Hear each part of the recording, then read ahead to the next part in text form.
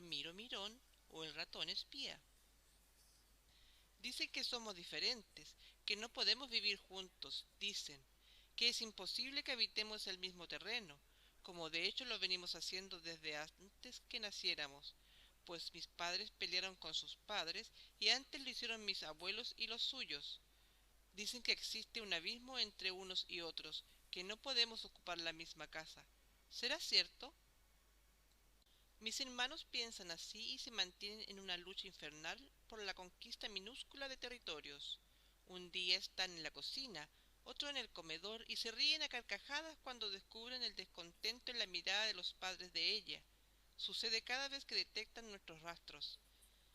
Y es que mis hermanos no son precavidos, dejan huellas por todos lados, que una pata, que una miga, que una manzana mordisqueada, lo hacen a propósito. Pleito, pleito, pleito. Chiflan mientras se alistan para el combate. Una guerra que no tiene cuartel, porque los padres de ella no se preocupan de la hora ni del lugar.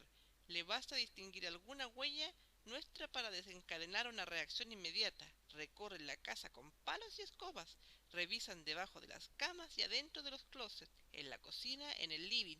Y mis hermanos, que toman esta lucha a la ligera, juegan a pillarse, asoman la nariz entre las patas de una mesa o saludan con su mejor cara desde lo alto de una cómoda, elevando el tono de sus silbidos hasta alcanzar notas increíbles. Y hay que ver cómo gritó la madre de ella el día que me pasó a llevar la cola de los pies. De un salto se encaramó en la cama y brincó como si compitiese por llegar al techo. Mis hermanos casi se ahogan de la risa, pero seguían jugando al pillarse, corriendo de un extremo al otro y de ahí al comedor en una carrera interminable. Al cabo de unas horas los padres de ella cayeron agotados sobre la cama y comenzaron a discutir. No es posible que sigamos viviendo así, alegó la madre. ¿Tú crees que a mí no me preocupa? Replicó el padre. Pero no has hecho lo suficiente, respondió ella. Tengo la casa rodeada de veneno. ¿Qué más quieres que haga? Algo, cualquier cosa, con tal de alejarlos de aquí. No es sano vivir rodeado de ratas. Cuando los escuché se me revolvió el estómago, agaché mis orejas y me fui a mirarla a ella. Me entristece tanto esta guerra permanente, como si el hecho de ser ratón no fuera suficientemente difícil para que mis hermanos se rieran de esa manera. Cada episodio de esta batalla empeora tanto nuestras condiciones. De por sí son complicadas y sometidas a muchos peligros, que me pregunto, ¿por qué enojar de esta manera a nuestros vecinos? Pero ¿quién puede discutir con mis hermanos si son miles, millones, cientos de millones? Se arrastran en esta lucha desquiciada sin atenerse a las consecuencias, porque más tarde nos taponean las pasadas, esconden la fruta y llenan con un veneno hediondo nuestras alcantarillas. Mis hermanos se mantienen firmes, ideando cada día nuevas formas de acceder a esos territorios. Por eso prefiero abstenerme de esta disputa y pasarme las horas espiándola. Tengo un lugar especial en su ventana, oculto en un rincón por las hojas de una enredadera muy perfumada. Dicen que es un jazmín, aunque a mí no me consta, pues de plantas entiendo poco. Pero me sucedió una vez que me dejé llevar por su aroma dulzón y mareado salí despreocupado de mi escondite. Entonces ella me descubrió, dio un salto hacia atrás y aleteó con sus manos, como advirtiéndome que me alejara de la ventana. Yo intenté hablar, decir que podríamos ser amigos, pero respondió en ese idioma tan particular que usan ella y los suyos, alegando que me fuera y luego comenzó a repetir una especie de cancioncilla que decía así, chu, chu, chu. Lo hizo entonando sus labios en una mueca tan divertida que me hizo reír. Otras veces debo salir arrancando, aunque ella no me haya visto, porque mis hermanos aprovechan esos momentos de inocente observación mía para tirarme cáscaras de nueces o avellanas. Les gusta jugar a mis hermanos. ¿Y qué hago yo en esos momentos? Aguanto lo que puedo. Agacho la cabeza y muevo mis orejas de manera que me queden bien pegadas al cuello. Así puedo esquivar mejor la lluvia de mugres que me cae encima, pero su insistencia termina por derrotarme y me marcho trepando enredadera arriba, porque nosotros, nuestra colonia, vivimos la mayor parte del tiempo arriba, mientras ella y sus padres permanecen abajo. Sí, sí, ocupamos la misma casa, pero no el mismo espacio, aunque mis hermanos se empeñen en alcanzar lo contrario. veces, eso sí, cuando el calor es insoportable, preferimos trasladar nuestro campamento hacia abajo y evitar las alcantarillas. Es que nos gusta el agua, la humedad es nuestro quinto elemento, podríamos decir, después del placer que nos ofrecen los excusados.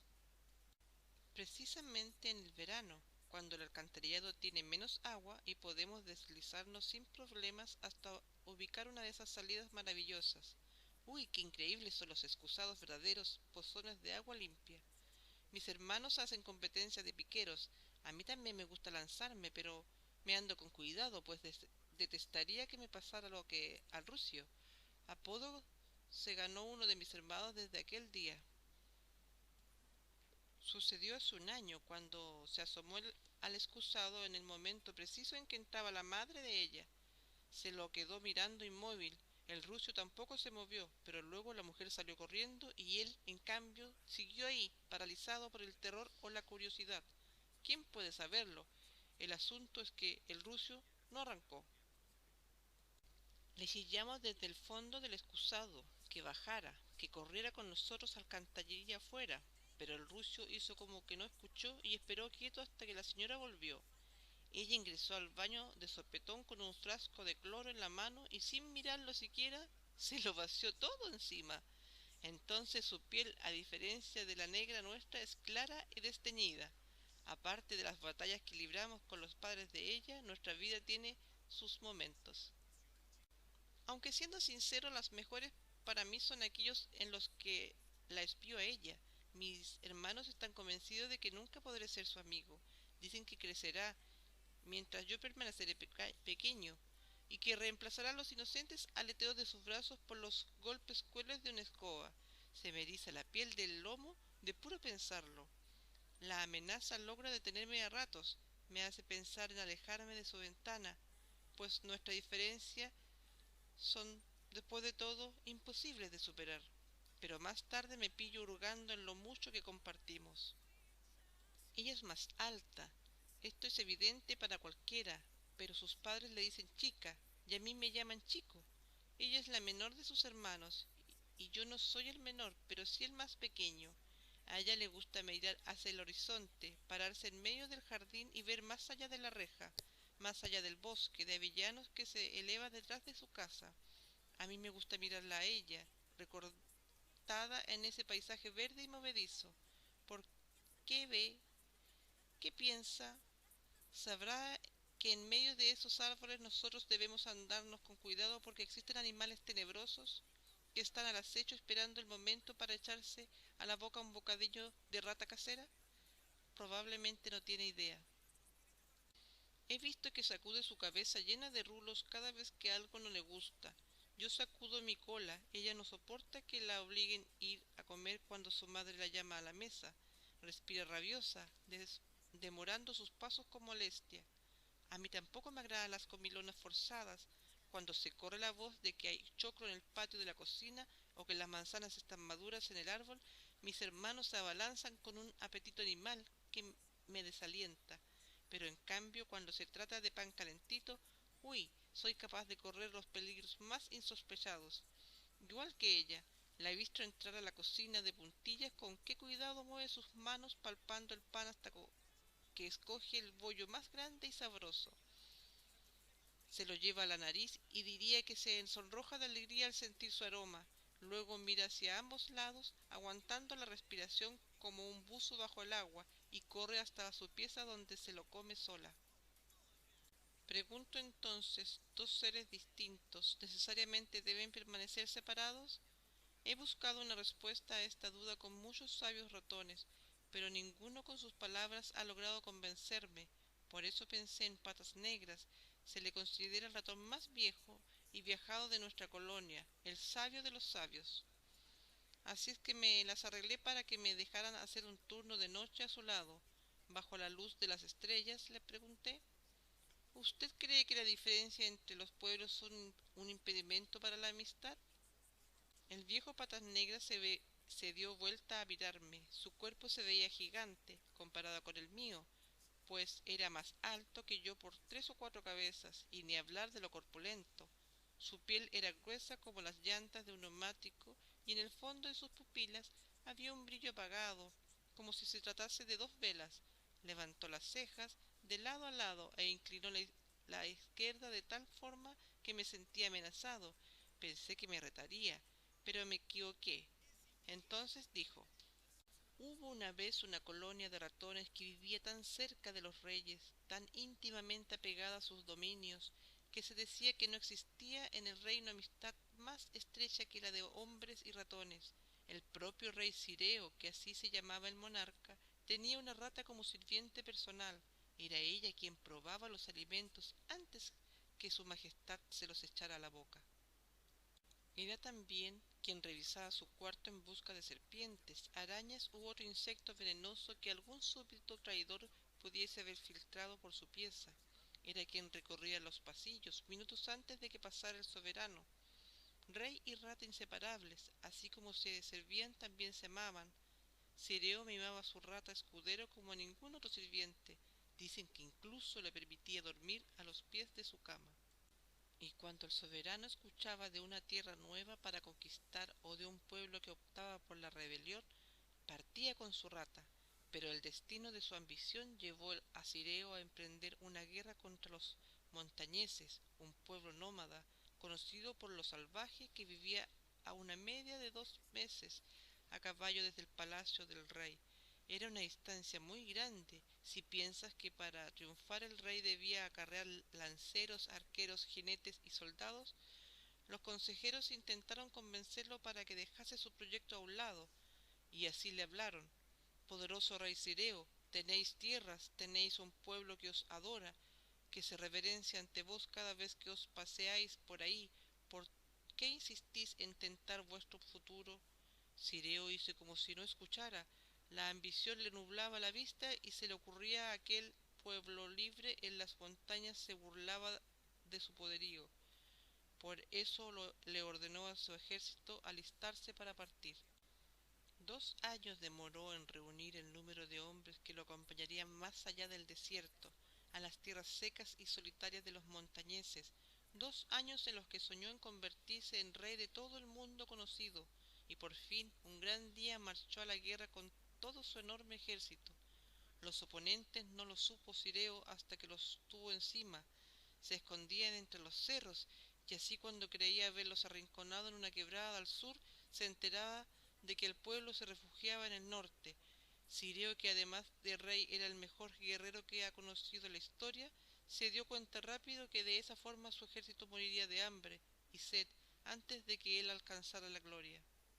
Entonces pensó en su rata. Era su sirviente más leal, conocía de sobra las huellas que dejan los hombres y podría llegar hasta las montañeses sin problemas. Nadie desconfiaría de un ratón, ¿no es cierto? Él les montaría el camino hacia la victoria. Pero Cireo olvidó un pequeño detalle: su sirviente más fiel era una rata, no un ser humano. El viejo Patas Negras interrumpió su relato. Tan entretenido me encontraba con la historia que había olvidado por qué estaba ahí. Entonces me acordé de ella y de nuestras diferencias, y volví los ojos al viejo. El sirviente era una rata. Con lentitud repetí lo primero que me vino a la mente. Pues claro, llevaba años viviendo junto al rey, siempre alerta ante el peligro, probando sus comidas o buscando serpientes o animales traidores. Pero ¿qué encontró cuando se fue tras la huella de los montañeses? Nuevamente el viejo Patas Negras se detuvo y me miró con ojos de rata. No supe qué más contestarle, y al cabo de un rato continuó. Lo que vio fue una tierra de praderas verdes, árboles interminables y un maravilloso cielo del color del mar. Así es que avanzó buscando aquello por lo cual el rey lo había mandado, a saber, algún peligro, porque es eso lo que buscaba la rata, alguna amenaza para su rey, y caminó cada vez más adentro. Los montañeses le parecieron unos hombres tan gentiles y bondadosos que descartó de plano que ese pueblo representara un peligro para Cireo, por lo que siguió su camino adentrándose en las montañas. El rey Cireo, mientras tanto, lo seguía detrás junto a un extraño grupo de acompañantes, hombres hambrientos, descalzos y de ropas viejas, descoloridas y gastadas.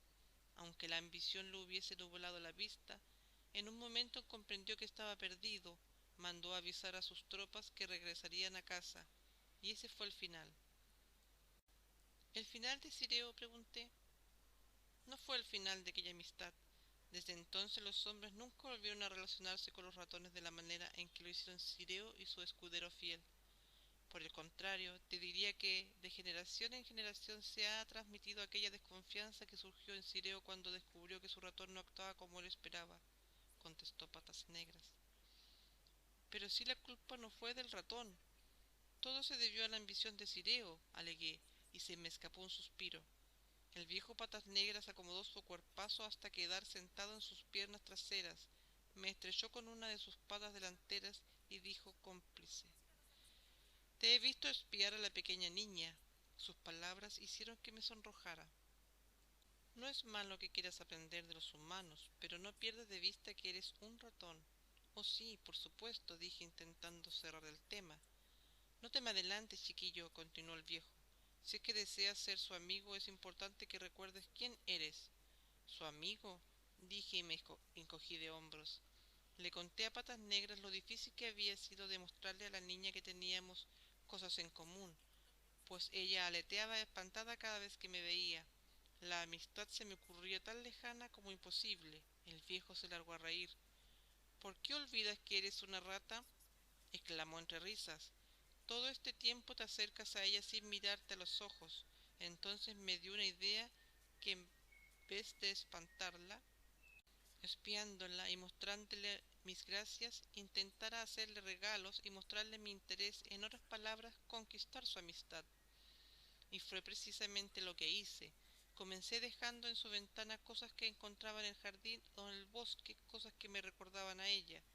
Una piedra volcánica, semillas de cilantro, ajicacho de cabra y otras especies que veía por ahí. Me di cuenta que ella sabía que era yo el día que me dejó un pedazo de pan crujiente en su ventana. Lo tomé con mucho cuidado, aguantando la respiración como un buzo, y entonces la descubrí sentada en una silla al costado de su cama. De pura impresión di un paso hacia atrás y me hubiese caído ventana abajo si no es porque gracias a que soy un roedor me sujeté de mi cola y mis dos piernas traseras. Me disponía a arrancar enredadera arriba cuando ella hizo unos movimientos con sus manos como si me pidiera que esperara un momento. Me quedé mirándola, extrañado, y ella extendió un dibujo que tenía sobre la mesa. Me sonrojé de emoción y ella sonrió, y luego subí lo más rápido que pude por la enredadera. Dicen que somos diferentes, que no podemos vivir juntos, dicen. Yo creo que podemos ser amigos.